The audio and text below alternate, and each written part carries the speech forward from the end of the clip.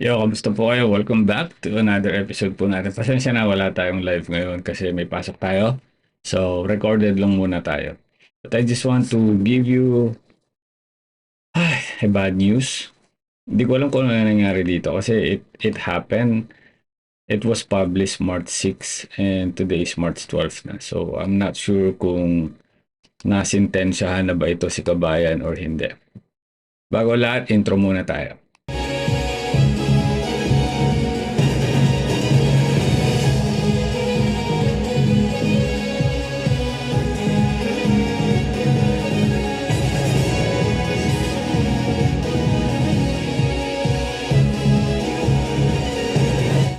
Okay.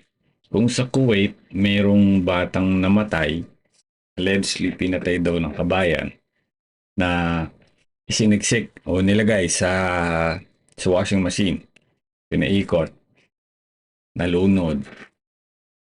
Sa Hong Kong naman, binanlian, 1-year-old na bata din. Grabe, no? Sabi dito, the Filipino domestic helper arrested after a baby suffers severe burns. Court appearance scheduled tomorrow, which is dapat May 7. But wala na ho ako nakitang balita tungkol dito. Sabi dito, mula ito sa Dim Sum Daily, March 6, sa Hong Kong, isang Filipino domestic helper daw ang nakatakdang humarap sa korte. Pagkatapos following with the incident of involving a 1-year-old boy sa Shatin. Nangyari ito ng pagpo-post noong March 3. Pagkatapos na yung tatay ng bata nag-post sa social media and he had reprimanded the helper for alleged laziness while cleaning. Siguro pinagsabihan. O, mabagal ka. Ganun siguro. Shortly after, the helper took the child into the kitchen to prepare congee. So pagkatapos nung pagsasabi, siguro panenermon. We don't know, no? Sinama ng kasambahay yung bata sa kusina. Hindi natin alam, baka pakakainin, whatever. Pero according dito, upang mag-prepare daw ng congee. The father reported hearing the baby cry, prompting his wife to investigate. Tapos nakita daw yung kasambahay kasama yung bata na nasa kubeta at nilalagyan ng running water yung bata. Yung kamay ng bata dahil sa severe peeling. Ibig sabihin, nabanlian. Ito, ay grabe naman yan. Sobra naman talaga. Sobra oh. Aksidente kaya ito. Ano ba? Grabe no. Ang laki oh. Masakit yan, masakit yan. Paramedics treated the child who was found to have a extensive skin peeling, indicating serious burns that may require skin grafting. The father speculated that the helper had directed her prostration at the child due to his earlier reprimand. In response, he publicly shared the incident online, including the images of child injuries, seeking advice on how to proceed, including the possibility of terminating the helper's employment. Law enforcement received a report on March 5 from the boy's mother who discovered her son's burns and suspected inappropriate treatment. Police arrived at the scene and subsequently arrested a 43-year-old helper in Ma On Shan on suspicious of child abuse. She faces charges for ill treatment and child or young person and expected to appear in Shatin Magistrate Courts tomorrow. The boy was initially taken to the Prince of Wales Hospital of Treatment but has since been discharged. Some sources have suggested the injuries occurred when the child tugged on the electric kettle cord, resulting to births from hot water spillage.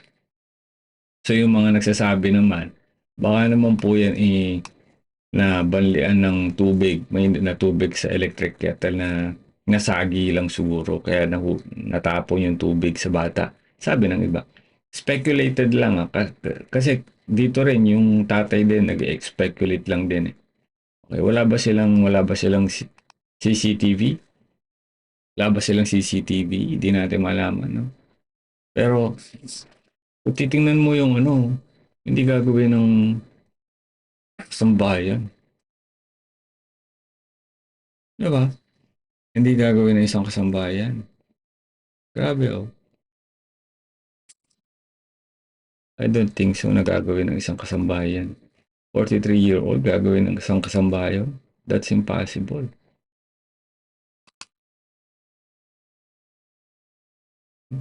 Ewan ko. Sino bang gagawa nun? I do not believe na mangyayari. Gagawin ng ano yun? Ay, ng kasambahay.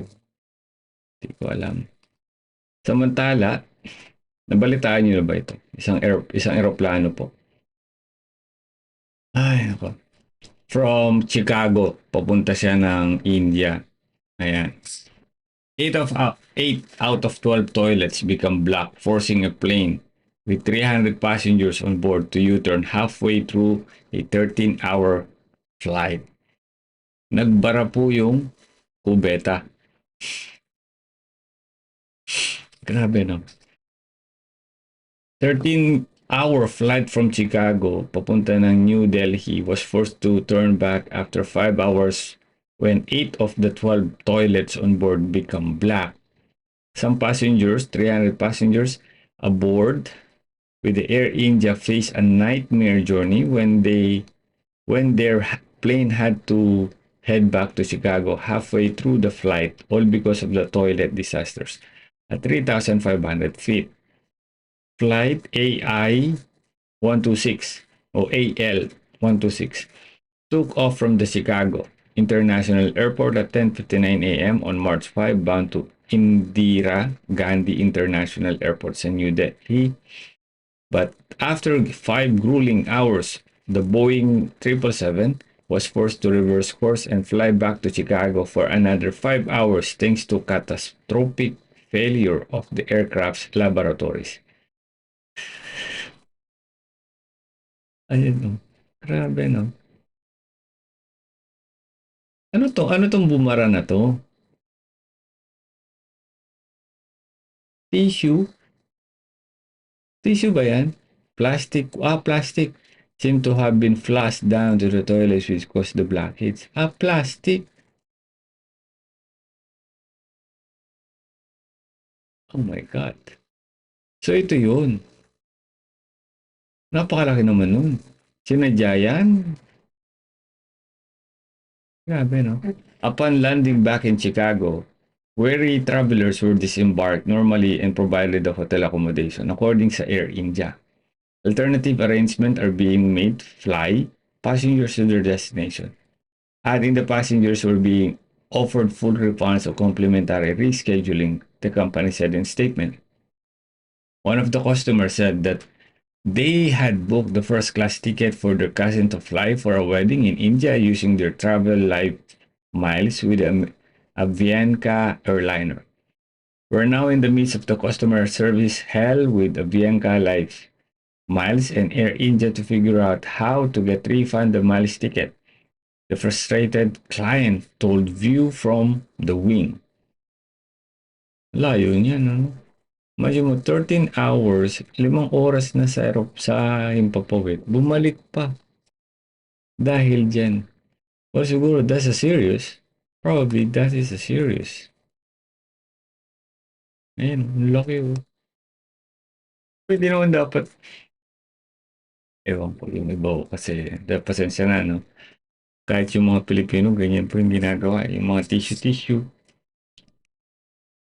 ilalagay sa toilet if a flush. Tuwan-tuwa kasi sila eh.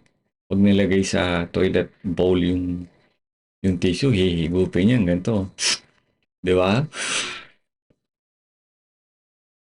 Higupin ng toilet bowl eh. Ang bilis nun. Yari tayo dyan.